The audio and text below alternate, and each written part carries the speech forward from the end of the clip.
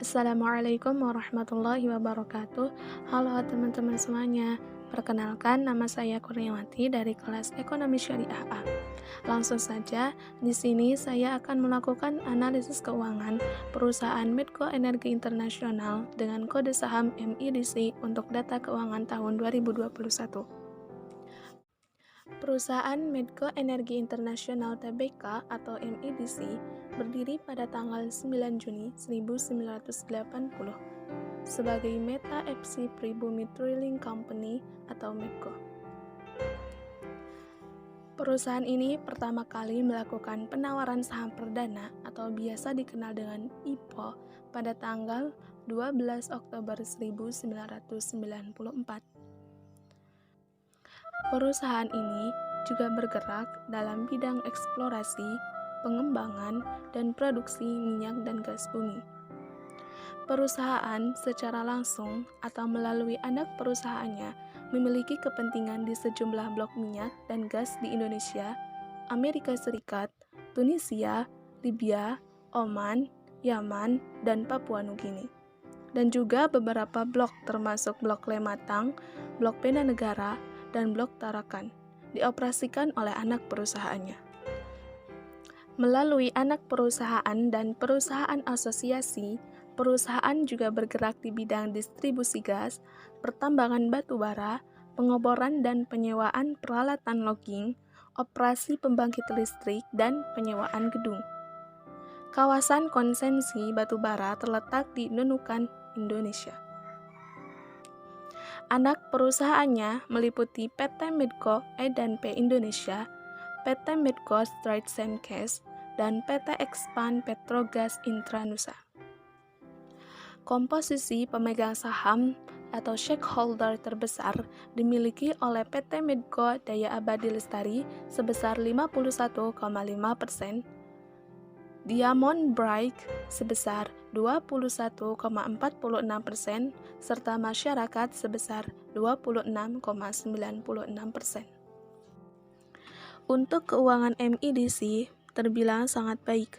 Pertama, jika dilihat dari rasio keuangannya, untuk DER atau Debit to Equity Ratio sebesar 386,34%, untuk ROE atau Return on Equity sebesar 8,70%, untuk total aset sebesar 76,64 miliar dengan total kewajiban sebesar 59,13 miliar. Laba dari MIDC sendiri termasuk fluktuatif atau naik turun. Berikut ini adalah laba perusahaan MIDC dari tahun 2014 sampai 2021. Untuk tahun 2014 sebesar 170,64 miliar, tahun 2015 sebesar minus 2,57 triliun, tahun 2016 sebesar 2,51 triliun, tahun 2017 sebesar 1,77 triliun, tahun 2018 sebesar minus 412,60 miliar, tahun 2019 sebesar minus 188,72 miliar, tahun 2020 sebesar minus 2,50 triliun. Dan untuk tahun 2021 sebesar 667,72 miliar. Tapi selebihnya perusahaan MIDC sudah baik dari segi labanya. MIDC bergerak dalam sektor ini pastinya tidak sendirian. Ada beberapa perusahaan pesaingnya juga seperti PT Antam atau Aneka Tambang Tbk, PT Elsa atau El Nusa Tbk, dan lain-lain. Untuk PT Antam Tbk ini bergerak dalam kegiatan di bidang eksplorasi, eksploitasi, pengolahan, pemurnian, serta pemasaran biji nikel, ferronikel, emas, perak, bauksit, batu bara, dan jasa pemurnian logam mulia.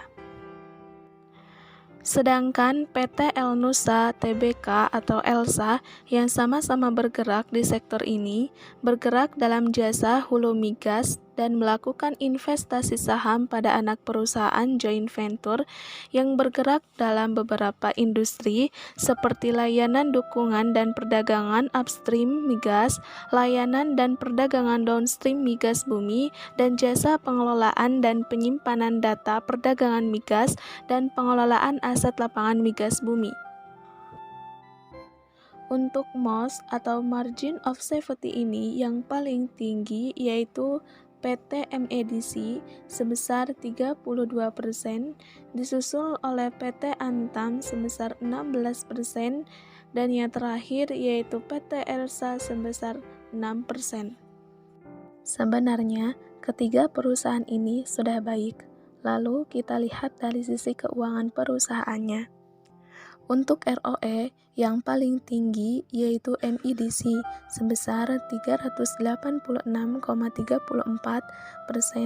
disusul oleh Antam sebesar 11,21% dan Alsa sebesar 1,35%.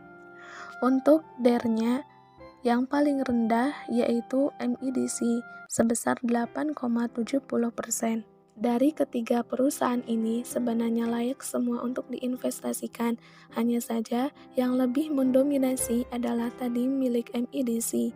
Walaupun di beberapa tahun lalu ada penurunan pendapatan, itu tidak masalah karena di tahun-tahun sebelumnya terus menjalani kenaikan.